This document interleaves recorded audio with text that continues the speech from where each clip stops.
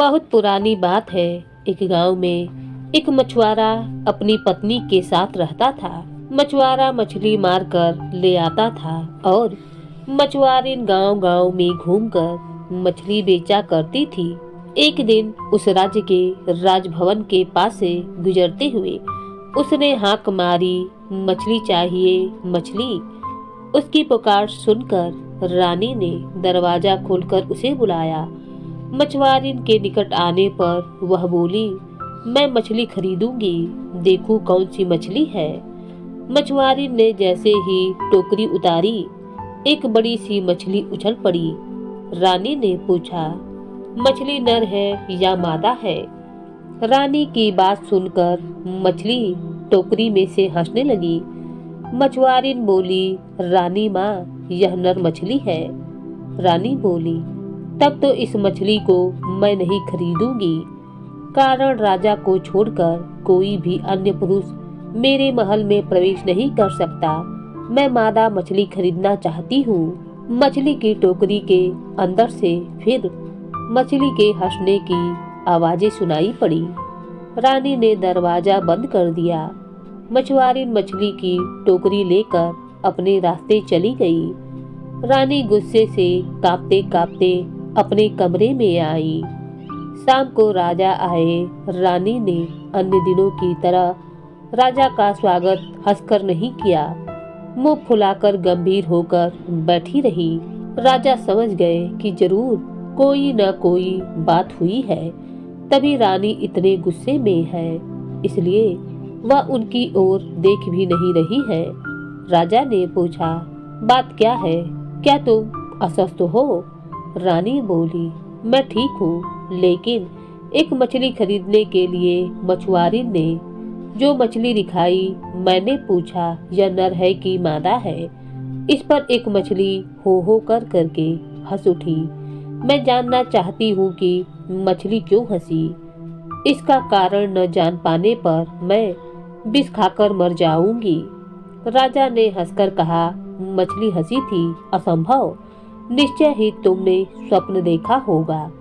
रानी बोली, मैं क्या इतनी बुद्धू हूँ? मैंने अपनी आंखों से मछली को भी देखा है और अपने कानों से हंसते हुए भी सुना है। यह सुनकर राजा बहुत चिंतित हो गए। उन्होंने कहा, यह तो विचित्र बात सुन रहा हूँ। ठीक है, मैं पता करवाता हूँ कि आखिर मछली क्यों हंसी। इसका कारण तुम शीघ्र जान पाओगी। दूसरे ही दिन दरबार में आकर राजा ने मंत्री को सारी बातें बता दी। फिर बोली, मंत्री जी, मछली क्यों हंसी, इसका जवाब मुझे जल्द से जल्द चाहिए। 6 माह का समय तुम्हें दे रहा हूँ। इसका कारण न बता पाने पर तुम्हें मृत्युदंड दिया जाएगा। मंत्री के सिर पर मानो आसमान ही फट पड़ा।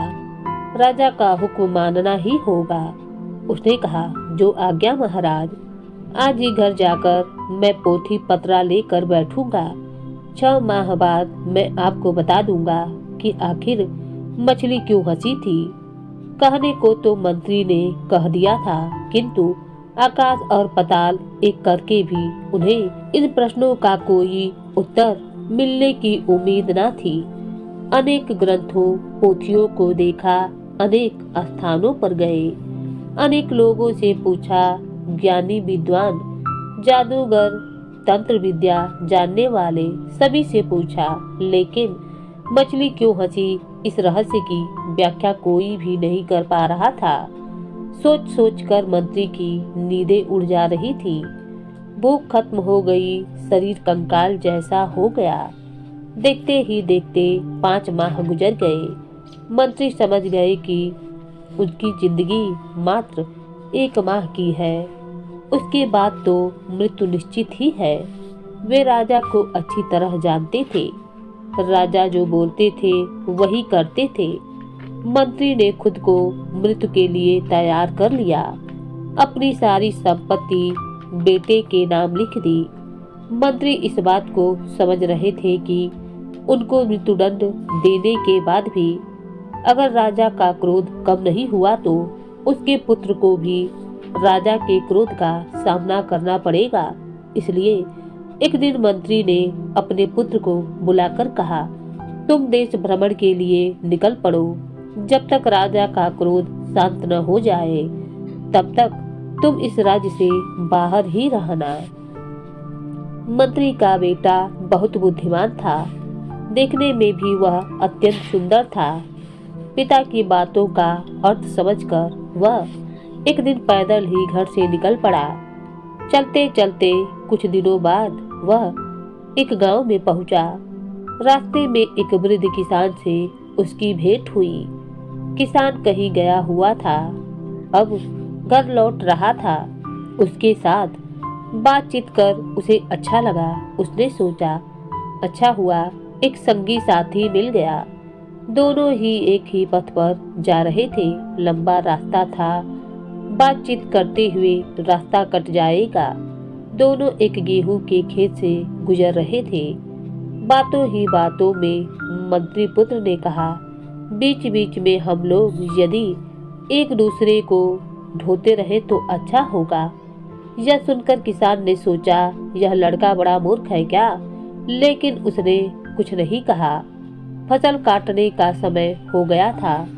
गेहूं के खेत सोने की तरह झलमल कर रहे थे। उधर दिखाकर मंत्री पुत्र ने पूछा, क्या वह सब खा जाता है? वृद्ध किसान समझ नहीं सका कि क्या उत्तर दे। वह बोला, मैं ठीक से नहीं जानता हूँ। इसी तरह चलते चलते वे एक दूसरे गांव में पहुंचे। गांव बहुत बड़ा था। मंत्री पुत्र ने एक छुरी देकर उसे कहा, लो मित्र, इसे साथ ले जाओ और 2 घोड़े लेकर आओ। यह छुरी बहुत कीमती है, गलती से कहीं इसे फेंक मत देना। मंत्री पुत्र की बात सुनकर कभी वृद्ध किसान को मजा आता था तो कभी गुस्सा भी आता था, लेकिन वह कुछ कहता नहीं था। उसने छुरी को उसकी ओर ढकेलकर बड़बड़ाते हुए कहा, अच्छे मित्र से पाला पड़ा है, यह तो पूरा पागल है या अनजान होने का ढोंग रच रहा है। मंत्री पुत्र ने किसान की बातें सुनकर न सुनने का अभ्यास किया। कुछ कहा भी नहीं, चुपचाप वे चलते रहे। गांव पार करने के बाद वे एक शहर में जा पहुंचे। शहर में लोगों की काफी भीड़ थी, परंतु किसी ने भी उनसे कुछ बातचीत नहीं की। बाजार को पार कर वे एक मस्जिद के पास पहुंचे। इतने दूर तक चलते चलते दोनों बेहद थक गए थे, किंतु वहां भी किसी ने बाहर निकलकर थोड़ी देर सुस्ताने के लिए नहीं कहा। मंत्री पुत्र ने किसान से कहा, यह तो विशाल कब्रगाह है। यह सुनकर किसान ने मन ही मन सोचा, यह तो अद्भुत बात है। इस आदमी का आचरण तो विचित्र है। मनुष्यों से भरपूर शहर को देखकर कब्रगाह कह रहा है। शहर का एक पथ कब्रगाह की ओर जा रहा था। वहां कुछ लोग एक कब्र के निकट खड़े होकर प्रार्थना कर रहे थे। मृत प्रियजन के नाम पर राहगीरों को रोटियां बांटी जा रही थी। मंत्री पुत्र एवं किसान के निकट आने पर उन्हें भी दोनों हाथों में भरकर रोटियां और मिठाई दी गई। मंत्री पुत्र बोल उठा, चमत्कारी शहर। सुनकर किसान ने सोचा, यह तो बिल्कुल पागल है। शहर को कहता है कब्रगाह और कब्रगाह को कहता है चमत्कारी शहर। इसके बाद जल को कहेगा थल और थल को कहेगा जल। विचित्र आदमी है यह, लेकिन उसने अपना मनोभाव प्रकट नहीं किया। चलते चलते सामने एक नदी मिली। नदी पार होना था। किसान अपनी कमीज एवं जूते खोलकर नदी में उतर गया। मंत्री पुत्र ने लेकिन वैसा नहीं किया। वह जूते कमीज पहनकर ही नदी को पार कर गया। किसान ने सोचा, ऐसा मूर्ख आदमी कभी नहीं देखा। कथनी और करनी दोनों दृष्टियों से यह मूर्ख लग रहा है, लेकिन बातचीत में वह काफी विनम्र था। उसने सोचा कि इसे अगर अपने घर ले जाऊं तो पत्नी बेटी बहुत खुश होगी। यह सोचकर किसान ने मंत्री पुत्र से कहा, निकट ही मेरा घर है, चलो रात में मेरे यहाँ बिताकर सुबह चले जाना। मंत्री पुत्र ने कहा, आपकी भाव भक्ति देखकर बहुत खुशी हुई। आपके घर के दरवाजे एवं कुंडी मजबूत तो है ना? ऐसी बेतुकी बातें सुनकर किसान फिर कुछ बड़बड़ाया एवं मन ही मन हंसते हुए कहा, यह मेरा घर है, तुम थोड़ी प्रतीक्षा करो, मैं भीतर खबर देकर आता हूँ। वृद्ध किसान ने अपने घर के लोगों से कहा, मुझे एक बहुत मजेदार पतसंगी मिला है। वह लड़का बहुत दूर तक मेरे साथ आया है। देखने में बहुत सुंदर है, भद्र परिवार का लगता है। तब ऐसा मूर्ख है कि क्या बताऊं। उसकी बेसिर पैर की बातें कुछ भी समझ में नहीं आती हैं। हमारे घर में उसे रुकने को कहा तो बोला कि घर के दरवाजे और कुंडी मजबूत तो है ना। इन सब बातों का भला क्या कोई मतलब है? किसान की एकमात्र बेटी थी, वह बहुत ही बुद्धिमती थी। पिता की बातें सुनकर वह बोली, पिताजी वह मूर्ख नहीं है, बहुत ही बुद्धिमान है। वह संकेत में अपनी बातें कहता है। किसान ने कहा, अच्छा, मैं तो उसे मूर्ख समझता था। बेटी ने कहा, दरवाजा एवं कुंडी मजबूत है कि नहीं यह पूछकर वह यह जानना चाहता था कि हम लोग उसका अतिथि सत्कार कर पाएंगे या नहीं। किसान ने कहा, क्यों नहीं कर सकते? हमारे घर में किस चीज का अभाव है? देख रहा हूँ कि उस लड़की की बातचीत में विचित्र रहस्य है। राह में चलते चलते वह मुझसे कह रहा था कि क्यों न हम एक दूसरे को ढोएं, इससे थकावट कम होगी। किसान की कन्या ने कहा, दरअसल वह यह बताना चाहता था कि एक जन दूसरे को कहानी सुनाए तो समय अच्छी तरह कट जाएगा। किसान आश्चर्यचकित होकर बोला, अच्छा ऐसी बात थी। जब हम एक गेहूं के खेत के पास से गुजर रहे थे तो उसने पूछा, क्या यह खाया जाता है? किसान की बेटी बोली, पिताजी इतनी सरल बात भी आप नहीं समझे। वह जानना चाहता था कि खेत का मालिक ऋणग्रस्त है या नहीं। अगर ऋणग्रस्त है तो उसके गेहूं को समझ ले कि महाजन ने खा लिया है। वह गेहूं जाएगा ऋणदाता महाजन के घर और किसान को मिलेगा ठेगा। किसान ने सिर हिलाकर कहा, हाँ हाँ यही बात होगी। तब एक बात और सुनो, हम दोनों एक गांव में घुसे। एक छोटी सी छुरी लेकर उसने मुझसे कहा, 2 घोड़ा लेकर आओ, छुरी लाना न भूलना। इसका क्या मतलब हुआ? किसान की बेटी ने कहा, पग पर चलने पर जैसे घोड़े की जरूरत पड़ती है वैसे ही लाठी की भी जरूरत पड़ती है। उसके कहने का मतलब होगा कि 2 मोटी लाठी काटकर लाओ और छुरी लाना मत भूलना, कारण छुरी की जरूरत बाद में पड़ सकती है।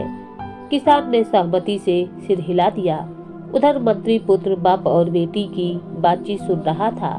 वह समझ गया कि किसान की बेटी अत्यंत बुद्धिमती है। तब उसने उन्हें अपना वास्तविक परिचय दिया और घर छोड़ने की सारी बातें उन्हें बतला दी। मछली के हंसने का कारण पर किसान की बेटी बोली, मछली रानी की मूर्खता पर हंस रही थी। मछली को कोई व्यक्ति जीवित तो खा नहीं सकता है। उसे काटकर अच्छी तरह धोकर आग में पकाया जाता है।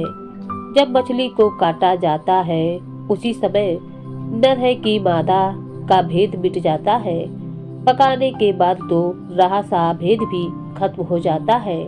रानी की इस बुद्धिहीनता पर मछली हंस पड़ी थी। यह सुनकर मछली पुत्र बहुत खुश हुआ। वह तुरंत अपने राज्य में पहुंचा एवं अपने पिता को सारी बातें बता दी। मंत्री ने राजा को यह बात बताई। उत्तर सुनकर राजा संतुष्ट हुए और उन्होंने मंत्री को मृत्युदंड से मुक्त कर दिया। मंत्री ने अपने बेटे के लिए किसान की पुत्री का हाथ मांगा। किसान सहर्ष तैयार हो गया और एक शुभ दिन में किसान की पुत्री के साथ मंत्री पुत्र का विवाह भी हो गया। धन्यवाद।